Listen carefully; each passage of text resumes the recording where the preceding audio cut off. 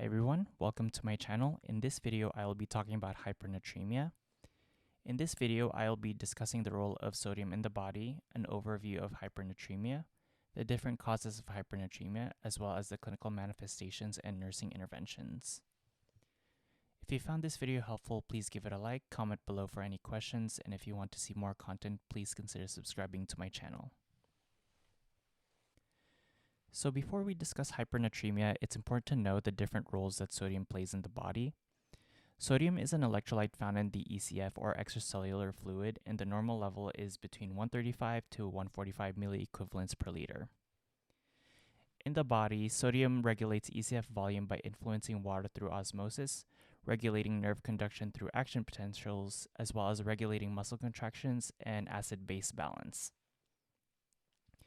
So when you break down the word hypernatremia, hyper means high, natr means sodium, and emia means in the blood, thus meaning high sodium in the blood. Patients with hypernatremia will have sodium levels that are higher than 145 milliequivalents per liter. So this is a general diagram that depicts a comparison between sodium within normal levels and hypernatremia. As you can see in the top half where sodium levels are normal, there is an equal distribution of sodium in water. However, in the bottom half in a hypernatremic state, water tends to shift out of the intracellular fluid to the extracellular fluid since water follows a higher concentration of sodium from a lower concentration of sodium, which causes cellular shrinkage.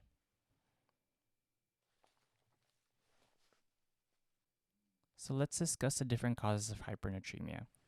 In hypernatremia, there is usually either a loss of fluid, gain of sodium, or a combination of both.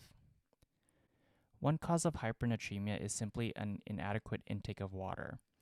This typically isn't a problem for individuals who are alert and have access to water, but it can be a problem for individuals who may be incapacitated in some way, like altered or immobile individuals. Too much salt in the diet can obviously increase sodium levels, as well as too much IV fluids, particularly hypertonic and or isotonic solution.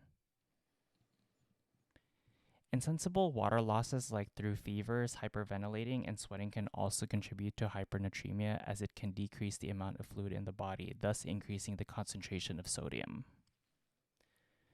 Diarrhea is another cause, as diarrhea is another form of fluid loss that can contribute to hypernatremia. Diabetes insipidus can cause hypernatremia because in diabetes insipidus, there is a lack of or responsiveness to a hormone called ADH, or antidiuretic hormone, which is responsible for the reabsorption of water at the kidneys. When there is a lack of this hormone, there will be an increase in fluid loss, which then leads to increased levels of sodium in the blood. Hyperaldosteronism is also another disease that causes hypernatremia. Aldosterone is a hormone in the body that's responsible for the reabsorption of sodium at the kidneys.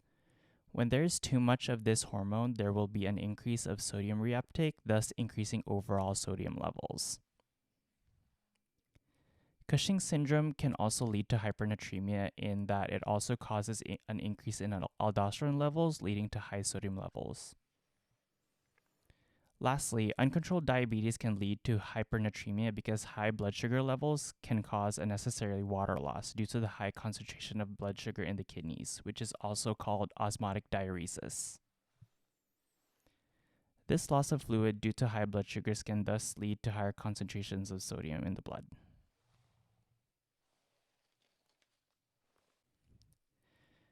So when you try to learn all the clinical manifestations related to hypernatremia, you need to remember all the different roles that sodium plays in the body, as this will better allow you to understand why such manifestations arise when sodium levels are abnormal. In the previous sections, we discussed the vital role that sodium plays in conducting nerve impulses and generating muscle contraction. So thus, when sodium levels are high and abnormal, you would see neurological impairment in your patient, and this could manifest as restlessness, confusion, and agitation. Sometimes you would see seizures in your patient, and they could go into a coma, which typically happens in the later stages of hypernatremia. You would also see muscle twitching, which connects back to sodium's role in generating muscle contractions. If there's too much sodium in the body, the muscles therefore become overstimulated, which can cause muscle twitching. Patients may also experience thirst, dry, sticky mucous membranes, and flushed skin, which typically indicates lack of fluids that lead consequently to high sodium levels in the body. Patients will also present with edema, as water from the intracellular fluid will go into the extracellular space due to the high concentration of sodium outside of the cell, thus leading to swelling. So when it comes to nursing interventions, you should always treat the underlying cause. If the cause is an excess of sodium, you would place patients on a sodium restriction. Remember to teach patients foods to avoid that are high in sodium, such as potato chips, certain condiments like ketchup, and canned food. Isotonic or hypotonic fluids may be administered like D5W or D5-NS, but always remember to monitor sodium levels and give these fluids slowly, as administering these fluids at a very fast rate can lead to cerebral edema, which means brain swelling. And lastly, patients with hypernatremia are high risk for falls and seizures due to all the neurological changes that accompany high sodium levels. So make sure to prioritize patient safety. And that is it for the video. If you found this video helpful, please give it a like. And again, please consider subscribing to my channel for more content.